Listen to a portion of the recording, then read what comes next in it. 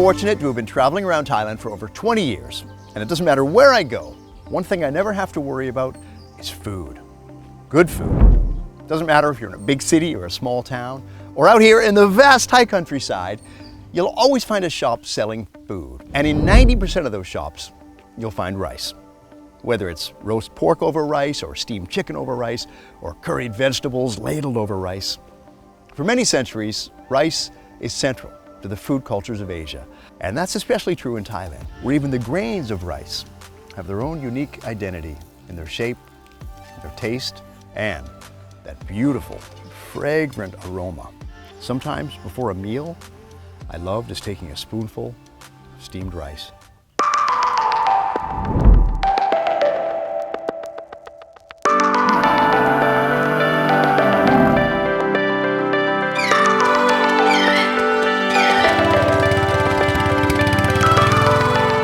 Rice is one of Thailand's top exports to the rest of the world. And it's interesting to note that even before it becomes that delicious grain we love, it has to go through a long process that's not only arduous, but time and energy consuming. From preparing the right soil, plowing, sowing, harvesting, de-hulling, right down to the polishing. It's through the blood, sweat, and tears of the rice farmers is how we're really able to enjoy the taste of fragrant Thai rice. Which is why in Thailand, there's a common belief to never waste a grain of rice. Always finish the rice on your plate, even if you're full. It's a belief that's been passed from generation to generation. Rice is so central to Thai culture that it's even included in religious ceremonies and celebrations. There's an annual event dedicated to rice and agriculture, specifically the ceremony to celebrate Prat Me Poso,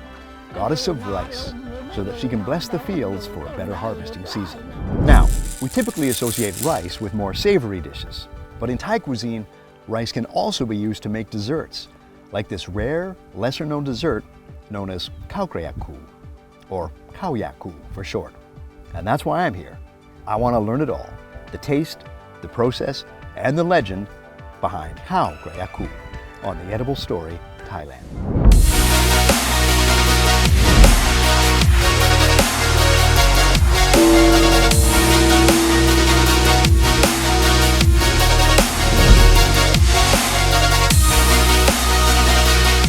Today I have traveled up to Nakhon Nayok province in the central region of Thailand. Now, Nakhon Nayok is only a couple hours from Bangkok. It's got abundant forests, rivers, grasslands, magnificent temples, and a huge dam. This is the ultimate one-day or overnight trip from Bangkok because there's outdoor adventure activities, camping, and the opportunity to learn about local crafts and particularly local food like Khao Kraya Koo.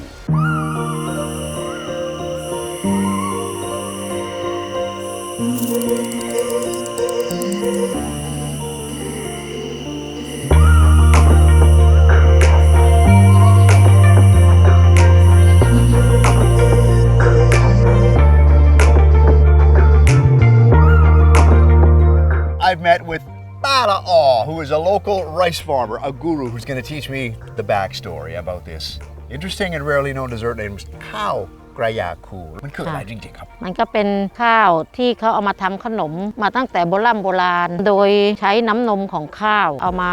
โม่แล้วก็เอาไปกวนจนกินได้อะจ้ะปีหนึ่งจะได้กินแค่ครั้งเดียวเพราะว่าสมัยก่อนได้กินข้าวพยาคูอันนี้ในช่วงข้าว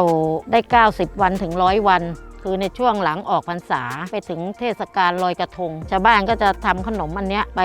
ทำบุญในเทศกาลลอยกระทงแล้วก็ทำกินกันในหมู่บ้านในชุมชน Pala'aw is going to take me into the rice fields collecting the rice, the key ingredient in Khao Kraya Koo. Which in Thai means I think surprise. Pala'aw ครับ จ้า เฮ้ยจะทำอะไรกัน Where were you hiding? ค่ะเนี่ยจ้ะข้าวอายุได้90วันนะจ้ะ Absolutely incredible. นี่จ้ะขาวๆเนี่ยค่ะ I've been living in Thailand 20 years. I confess I had absolutely no idea that 90-day-old rice, you take the seeds and squeeze them, there's a milky substance that comes out that we can consume, just like milk or coconut milk. All right, that's what we're here for. The rice. Alright. Sweet. ป้าครับช่วยสอนแดเนียลหน่อยได้ไหมครับวิธี ได้ การ จ้า เก็บข้าว ค่ะ คือเราเริ่ม เอามือซ้ายตั้งอย่างนี้ค่ะ รวบกอข้าวอย่างนี้เลยจ้ารวบรวบอย่างนั้นเลย Grab a rice มือ stalk ขวาถือ right เคียว there. จ้า Right hand ค่ะ and แล้วก็ อย่างนั้นใช่ไหม เกี่ยวได้เลยจ้า There it is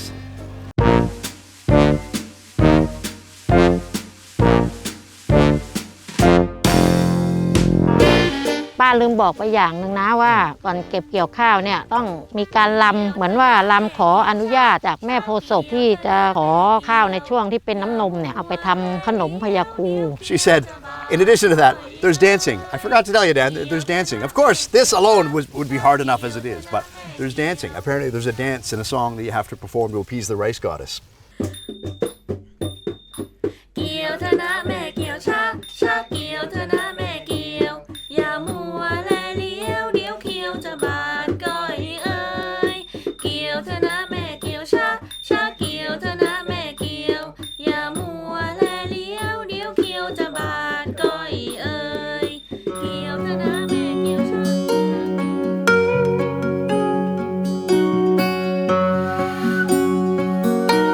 I've traveled up to the Phou Karieng Learning Center to meet with the owner, Khun Bu, who's given me a little bit of background about the place. He explained that visitors can come in and learn about the local traditions and way of life of the people of the region, and more specifically, how rice is so central to the culture here. Visitors can come and learn about the different types of equipment that are used to harvest rice, as well as sample rice-based products and purchase gifts to take home. Better yet, they can even learn how to make delicious desserts from rice, like Khao Kraya Koo. Khun Mu has recommended I go meet up with Mae On at the center, and she's going to give me a crash course on how to make Khao Kraya Koo from scratch.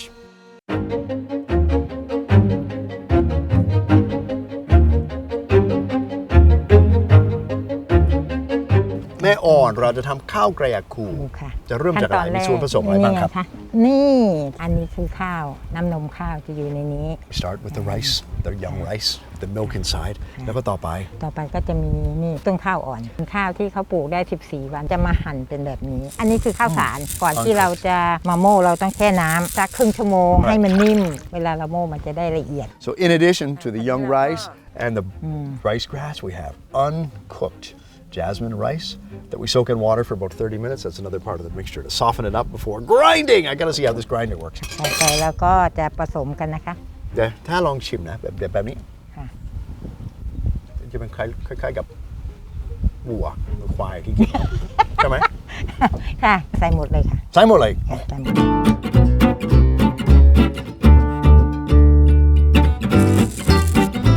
อันนี้คือน้ำนมข้าวอันนี้เราก็ผสมกันนะคะ ก็จะใช้เครื่องโม่ อันนี้เป็นเครื่องโม่แบบใช้แล้วอายุมันประมาณกี่ โอ้โห ปีครับ อายุเป็นนานมาก เพราะว่าป้าเกิดมาก็เห็นมีเป็นแบบนี้แหละ Before she was born, they were using this grinder. Wow, these are these grinders that อันนี้เรา they ก็ find จะ in ลอง excavation sites of traditional communities hundreds, thousands of years ago. And they're still, what I love is this process that we're using here today still uses a traditional stone grinder like this. It's got little slits for the teeth, so when you put the mixture in and you grind it slowly, talk about labor intensive. Okay, ต่อไป ใส่ทีละช้อนใส่ในนี้เลยค่ะใส่เลย Got ค่ะ to see this. Now we put the mixture อันนี้ก็ into the เอา opening. น้ำใส่นิดนึง Oh, this is where the water comes in handy. Obviously, if it's not,พอก่อน if there's พอ no ก่อน water, it's going to be เดี๋ยว very อันนี้เราก็จะ difficult โม่ to grind. Okay.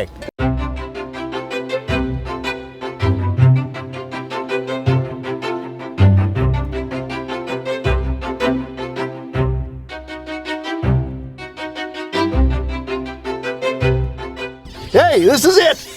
I feel like we've created something. ได้แล้ว ได้แล้วเห็นไหมออกมาแล้วเก่งมากเลย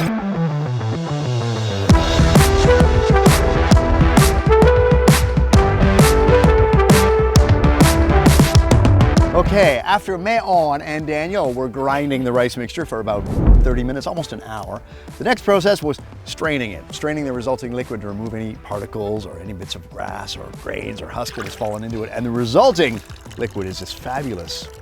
juicy, green rice milk. It smells fantastic. อันนี้เราก็จะมาทำกะทิ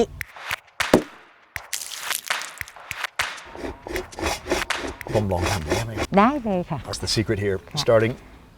there we go.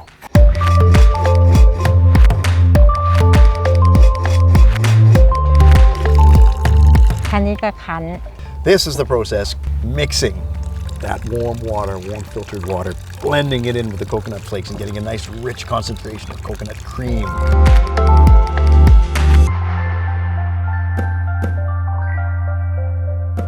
On and I have brought our milky mixture, and I think the next step is reducing it into a thick, creamy pudding. เห็นว่ามีส่วนผสมอย่างอื่นก็ต้องทำอะไรต่อไปครับ แล้วก็อันนี้แป้งที่เราโม่ ครับ มาเมื่อกี้นี้ ครับ แล้วก็ทำการเท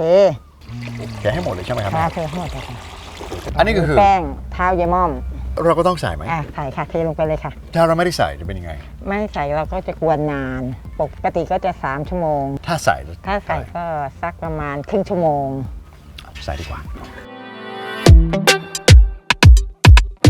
น้ำตาลทราย น้ำตาล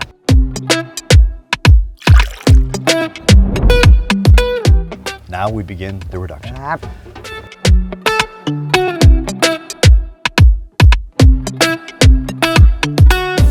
เราก็ต้องกว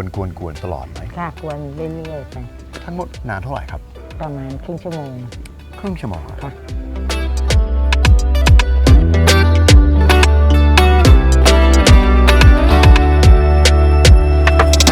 แม่อ่อนนะครับ สมัยนี้มีคนน้อยมากที่ยังทำอยู่แถมแม่เลือกที่ทำให้รู้สึกยังไงครับ รู้สึกภูมิใจที่ได้มีสูตรนี้มา อืม เพราะว่าเดี๋ยวนี้มันหาทานยากเป็นไงบ้างหอม Oh, fragrant. You feel like you're in the middle of a beautiful rice field in the rain. เรากวนมากี่นาทีแล้วครับ ถึง10 นาทีหรือยังแค่นี้10 นาทีเอง That's only 10 minutes. Okay, มา now มา I definitely need that pillow. เดี๋ยว Where's แม่ that pillow? Okay. เดี๋ยวเปาอันแทน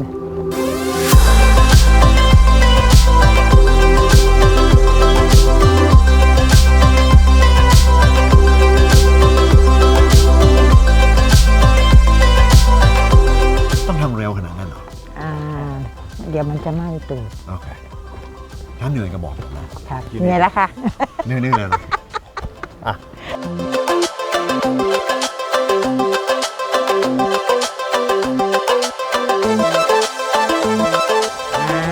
ได้แล้ว ลองชิมที่รสชาติเป็นยังไง หวานแล้วหอมนะหอมมาก like a light almost like a wheatgrass type flavor but all right we're gonna go try it with the topping coconut milk sesame and the crispy rice puffs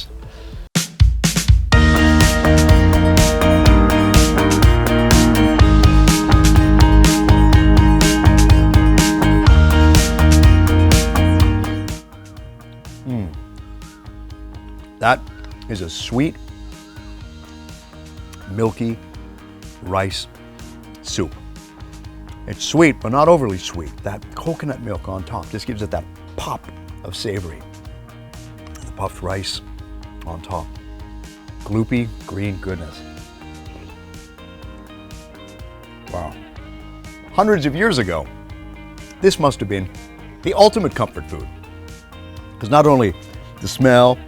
and the taste, every part of the process and the ingredients reminds us of rice, that essential bedrock in virtually all Thai cuisine. And there's something consistent I've noticed with all these dishes in the edible Story Thailand, that is, they're hard to find these days. They're vanishing. But my adventure here in Nakhon Nayok has shed light on something. It's that there are communities and there are people that are willing to invest and preserve these pastimes and these traditions, using local wisdom passed down from generation to generation. To me, this dish is another perfect example of that almost spiritual connection between tradition, people, culture, and food. It's the Edible Story Thailand.